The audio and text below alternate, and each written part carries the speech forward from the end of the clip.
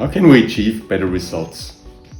How can we become faster in delivering products and services to our customers? How can we respond quicker to changing requirements? These are some of the questions I hear managers asking over and over again. In this presentation, I want to show how we can address these questions with the help of the flight levels model. Thanks to Klaus Leopold and a rapidly growing community of flight level guides and practitioners from all over the world, we already know a lot about the technical part of systems and architectures.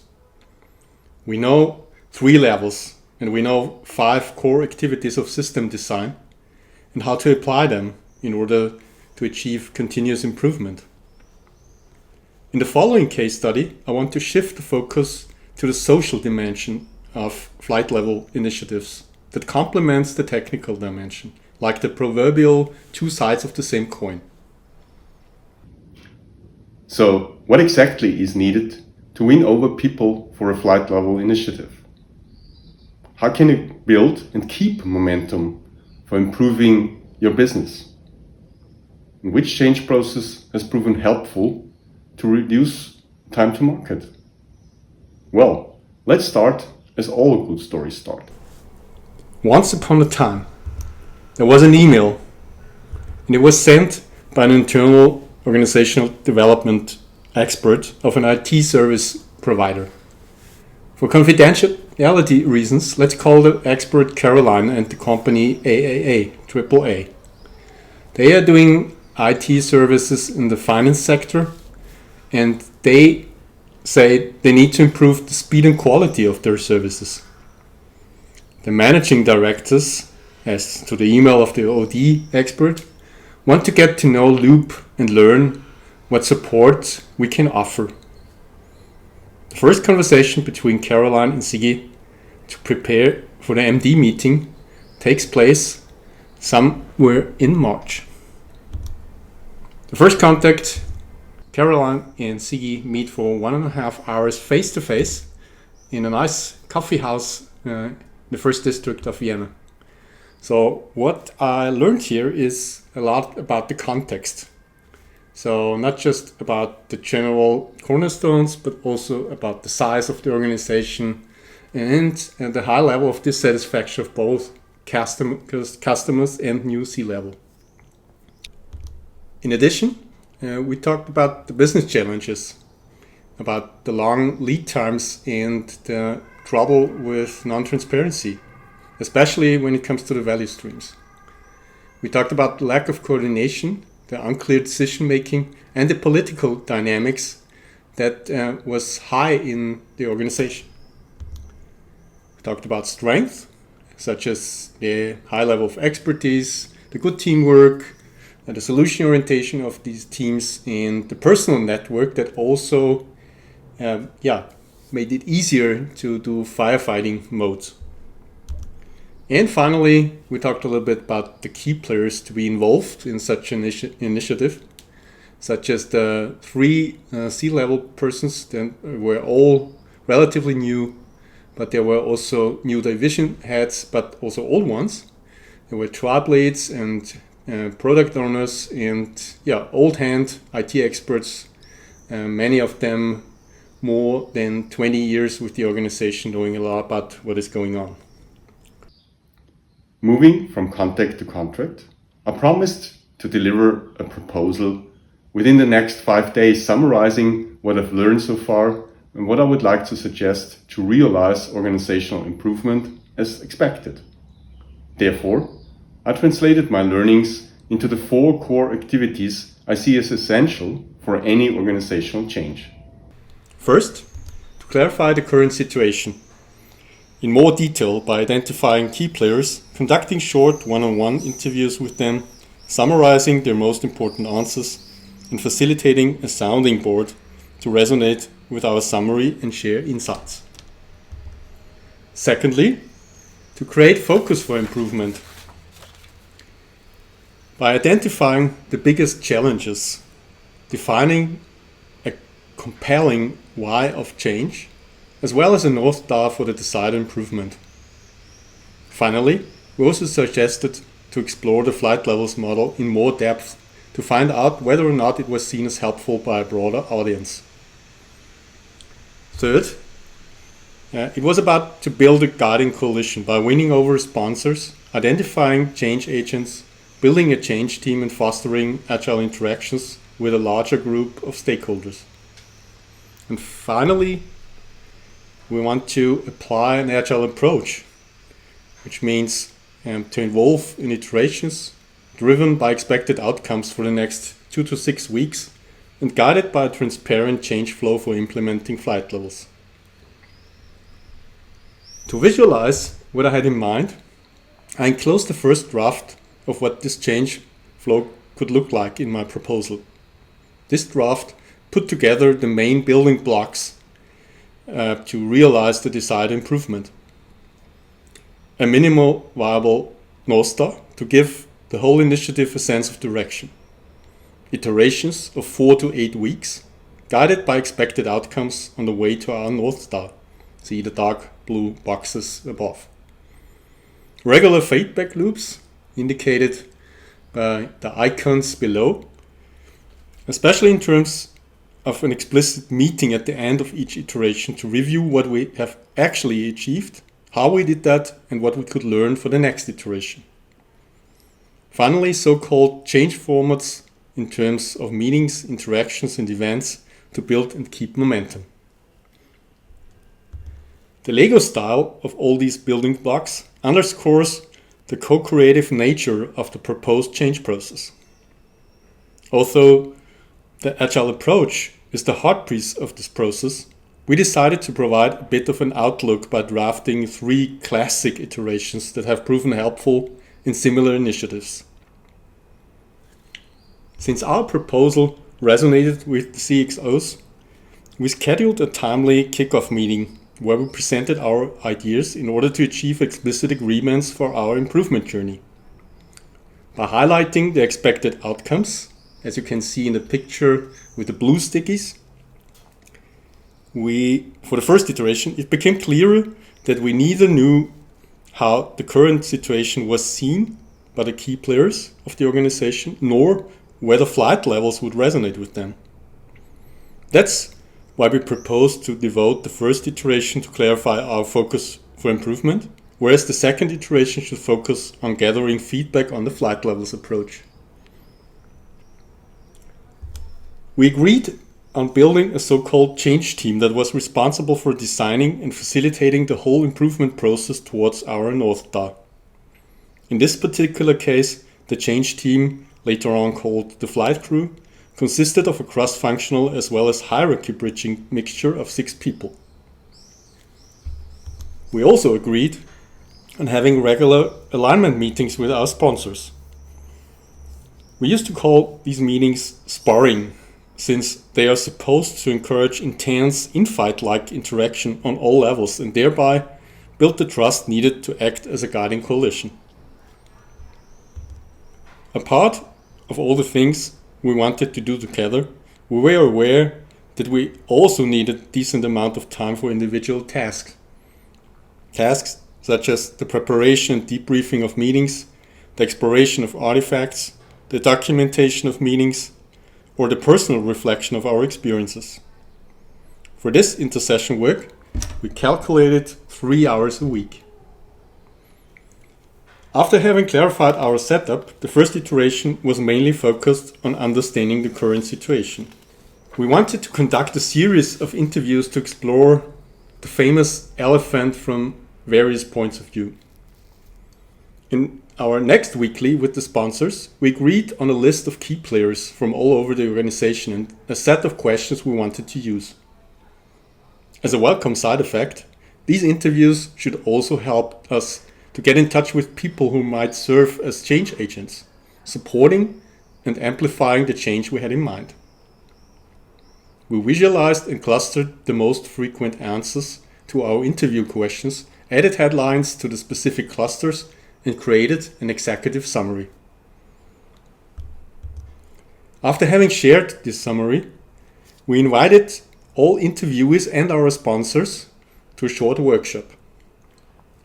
This so-called sounding board gave all participants the opportunity to resonate with the interview results, share their ideas, and distill recommendations for further improvement, the so-called improvement levers. Thus, it was both a session for feedback and for feeding forward. As a welcome side effect, we also encouraged agile interaction on a broader level and tested potential change agents for future events. After this event, we met the first time with our sponsors for a joint meeting that was supposed to close our first iteration. It was kind of an experiment, since this meeting was not focused on the classic management topics, but on pausing, thinking, and jointly reflecting. First, we did a quick review of what has been achieved so far.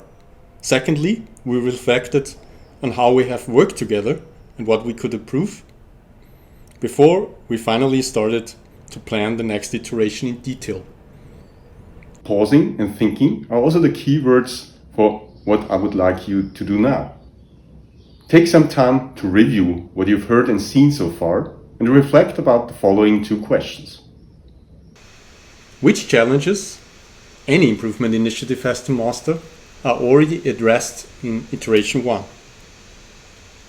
What are the 2 most important questions for the next iteration, seen from your point of view? Take some time for reflection and visualize your ideas. And stay tuned for the second part of our flight level change story, how we improved time to market.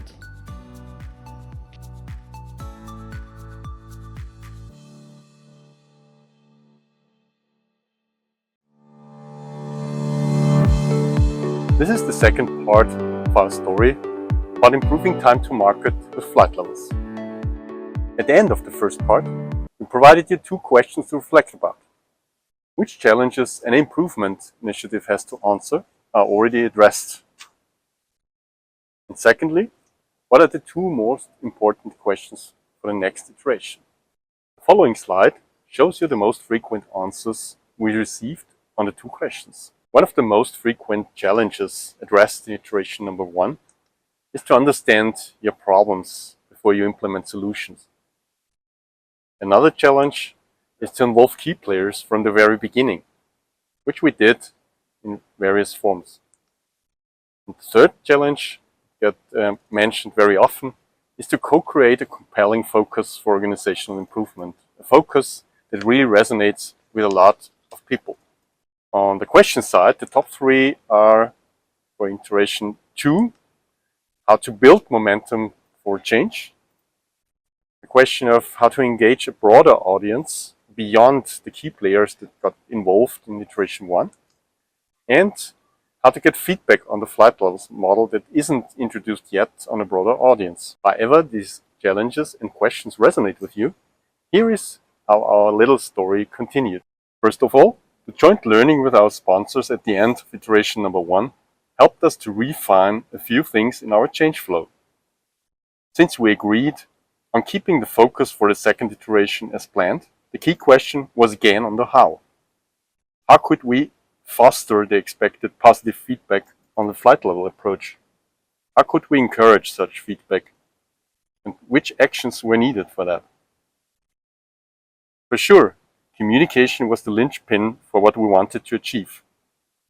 From previous initiatives, we knew that we needed several channels and loops to get our messages across. Part of these loops was the next monthly town hall, a well-established hybrid meeting that attracted several hundred employees at once. Facilitated by the CXOs, this town hall also included a short intro of flight levels and the invitation to explore more by attending our flight level intro workshop. This 4-hour on-site workshop pursued 4 goals. First, to establish a common understanding of flight levels. Second, to connect the thinking model with the current situation of the organization, featuring the most important challenges the workshop's participants identify. Third, to explore how these participants could use flight level in their daily business. And fourth, last but not least, to expand the guiding coalition for organizational improvement. That is, the number of people who are willing to engage themselves to make things better. After we communicated the goals, the boundaries, and a few cornerstones for the culture of collaboration we had in mind, we started with a quick reminder on the model and some building blocks for the flight level 2 systems, which we found most helpful for the challenges pointed out in the previous interviews and the sounding workshop. To give all of the 82 participants a fair chance to share their point of view, we invited them to discuss two questions. First, what can we build on in regard of value streams and alignment? And second, what makes value creation and coordination difficult? They discussed in predefined groups of 8 to 9 people with various background, expertise, roles, or positions, visualized their most important answers, and co-created the big picture across all groups by silently clustering their stickies.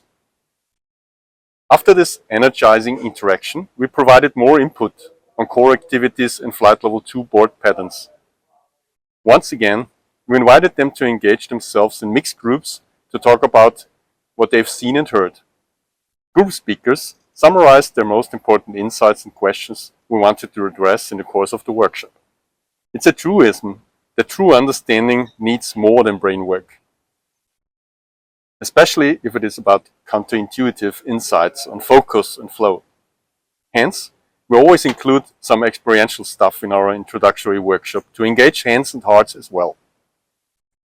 After a first break that we also used to quickly realign with our sponsors, we did the paper boat exercise, followed up by group reflection and some more input. As expected, the exercise generated ahas on different levels. After having completed the 5 core activities on flight level 2 system design, we came to an activity we call fitness check. This special check invites all participants to revisit the groups they started with to explore which flight level elements might help to master the challenges identified at the very beginning of the workshop. This alignment of problems and possible solutions was the ultimate feedback loop to find out how flight level resonated with both leaders and experts. We closed the workshop by providing some guidance about how to proceed, inviting them to get in touch with the flight crew if they were interested in practically applying what they've learned today. That is, building flight level 2 systems for selected value streams in their area of responsibility. At the end, we were more than happy with the rich and very positive feedback we got from the fitness check, the personal conversations, and the ROTI, the return on time invested scale, most of the participants used before they finally left the room. As the saying goes, after the game is before the game. That's why we knew that effectively communicating the workshop results and the change we had in mind was still key for our journey to the North Star. Therefore, we shared the slides, summarized the outcome of the fitness check across all groups, and even included videos of all provided inputs on the intranet. After we used again several formal as well as informal opportunities to get our key messages across, it was high time for the next feedback loop on our change flow. Again, we kindly asked our sponsors to think about 2 questions. First, what did we aim for, and what did we actually achieve in iteration 2? And second, how did we achieve that? So, kind of a retrospective. The review and retro brings us to the second invitation to pause and think, this time with a special point of view. Namely, if you were one of the sponsors, how would you evaluate what has happened in your improvement initiative so far? And what conclusions would you draw for the following iterations? Once again, we highly recommend that you visualize your most important answers to these 2 questions. The third part of our story will give you another opportunity to compare and contrast your answers with the most frequent ones we received so far.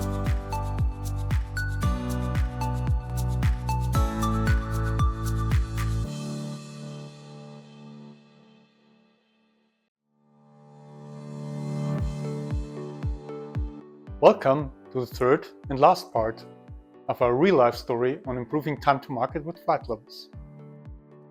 At the end of part 2, we provided you 2 questions to think about. First, if you were one of the sponsors, how would you evaluate what has happened in your improvement initiative so far? And second, what conclusions would you draw for the following iterations? The following slide shows you the 3 most important answers we got from our real-life sponsors on what they evaluated as positive was the engagement of many experts, the positive feedback on the flight levels approach that was explicitly communicated at the end and after the flight levels introductory workshop, and the yes we can spirit that made the sponsors optimistic to succeed with their improvement initiative. For the upcoming iterations, the sponsors concluded that they could trust the process because, as one of them pointed out, agile change flows. Second, they also agreed that building momentum for change was easier than expected, which was closely connected to the third conclusion, namely the challenge of keeping the momentum and establishing a sustainable pace remains. However these answers resonate with your own ideas, here is how our little story continued. The comprehensive review with our sponsors also enabled informed decisions for the next iteration. First of all, we agreed to focus on designing flight level systems that are good enough to take off to new ways of working. Therefore, we suggested to continue with regular flight crew as well as sponsor meetings to prepare for and facilitate flight level design workshops as well as sounding boards. Both the iterative design and the feedback loops on the respective flight level 2 systems were nurtured by intense intersession work and change communication throughout the organization. Moreover, the sponsors wanted to expand our change scope in 2 ways. On the one hand, they wanted to encourage even more sparring with key players such as division heads and tribe leads and POs who already came up with specific questions. On the other hand, the sponsors wanted us to also support the newly formed management team by facilitating a kickoff workshop. Both changes were reflected in the update of our change flow we provided right after the meeting. Although we were happy with the change of scope, because we saw both the sparring as well as the management support as additional drivers for our improvement initiative, we also were aware of the resource bottleneck we had created. That's why we put the item of recontracting top on the agenda of our next meeting with the sponsors. Since our sponsors were okay to expand both the availability of their internal change team members as well as the budget for the external support, we were all set up for the next iteration.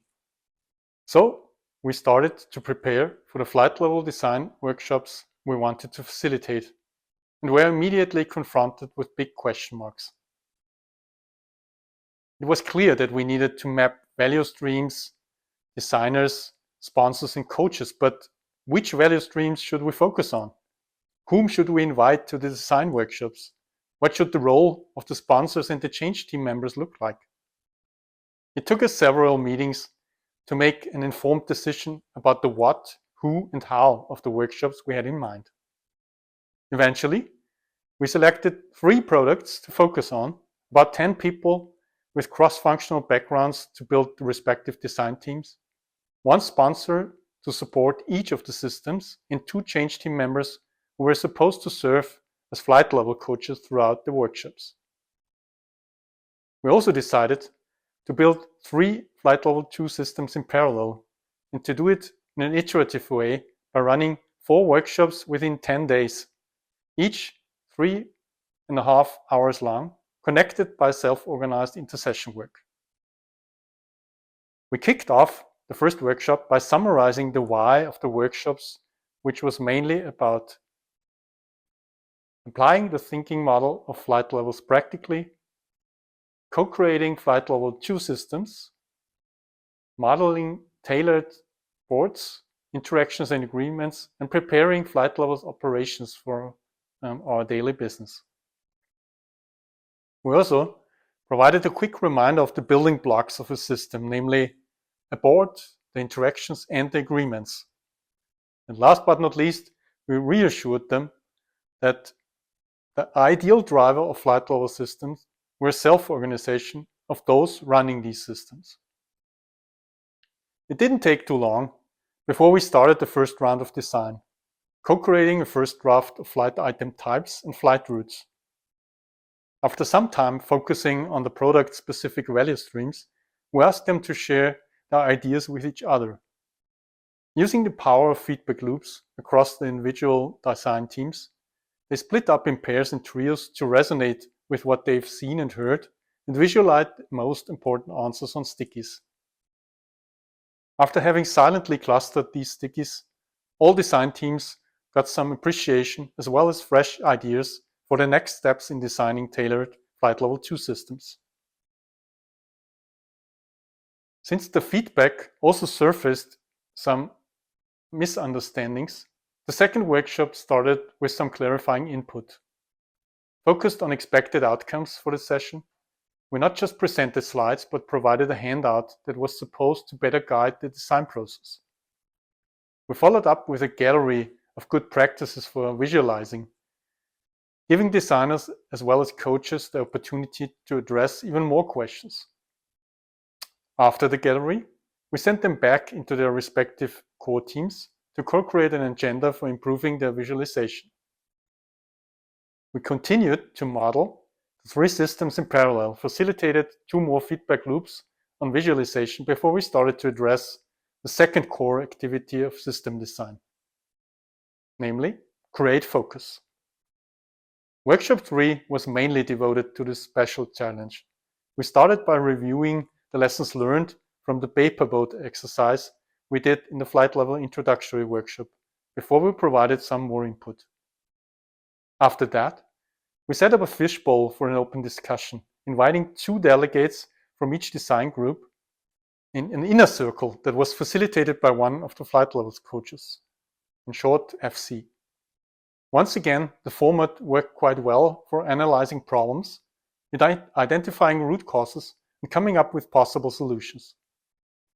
Fresh ideas as well as challenging questions were continuously provided by use of the so-called hot seat that allowed whomsoever of the outer circle to inspire the fishbowl for a certain period of time. The fishbowl discussion was followed up by newly mixed groups of members from the inner and the outer circle who distilled ideas for creating focus in their respective system designs. In workshop 4, we gave room to transfer the best ideas on focusing before we had them define agile interactions in terms of meetings and metrics and explicitly summarize all agreements needed to run the system. We closed the loop of the system design by preparing for the following sounding board meetings. This preparation included a short presentation for each system, giving us one more opportunity to see and listen, provide feedback, and learn. Since the expected outcome of iteration number 3 was about designing systems that are good enough to take off, we also needed feedback from a broader group of stakeholders. The sounding boards for each Flight Level 2 system involved 15 to 25 stakeholders of the respective systems who were supposed to resonate with what has been designed so far. After a 5-minute check-in activity to connect people, 2 of the designers provided a short overview of all the artifacts that had been co-created in the 4 workshops. Then, small groups were asked to address 2 questions: what resonates with us and what is still too unclear. We also asked all groups to visualize their most important answers and cluster them silently on one pinboard. Like in our system design workshops, we used a fishbowl setup to facilitate an intense Q&A on the feedback, and also encouraged spontaneous interventions in terms of comments or questions of the outer circle by use of the so-called hot seat. At the end, we mixed up the members of the 2 circles to distill final conclusions. Is there anything that should stop us from taking off with our Flight Level 2 system? And even if you cannot identify any showstopper, where do you see room for improvement? By having all their top 2 answers quickly presented, we finally got valuable input for further improving their current system. Since our stakeholders came up with a lot of improvement ideas, but didn't identify any showstopper, the system designers were as happy as their sponsors. Also, the change team felt reassured that they had done a very good job. Consequently, we had a lot of positive outcome to review when we started our next change, review, retro, and planning meeting with our sponsors. In just 3 months, we built 3 Flight Level 2 systems that were ready to be used as catalysts for improving time to market. We did that by winning over 80 people for our Flight Level intro workshops, 30 change agents for the design of tailored systems, and more than 60 stakeholders for the sounding boards. Moreover, we also shared a lot of know-how and fostered learning by doing of 5 internal change team members who finally had all skills needed to coach flight level operations for all 3 systems. Of course, there was still a lot of work to do. With our draft change flow for iteration 4, we provided us, however, a very clear outlook. By the end of the next iteration, we expected regular feedback loops established for all 3 systems. After the official takeoff, we wanted to support the regular synchronization meetings in front of the boards, gather relevant data, and agree on specific dates for the first reviews and retros for each Flight Level 2 system. We also wanted to continue our regular change team and sponsor meetings, the sparring sessions, and the multi-channel communication about what was going on in our improvement initiative. Last but not least, we planned to facilitate a follow-up session with the management team where we also discussed the opportunity of Flight Level 3 systems to boost strategy. This was our Flight Level change story so far. Time will tell what the future of the organization will look like and how much they will improve. For the time being, thanks for watching and listening. And please don't hesitate to contact me to share feedback and your own experience with flight levels. All the best. Keep on flying.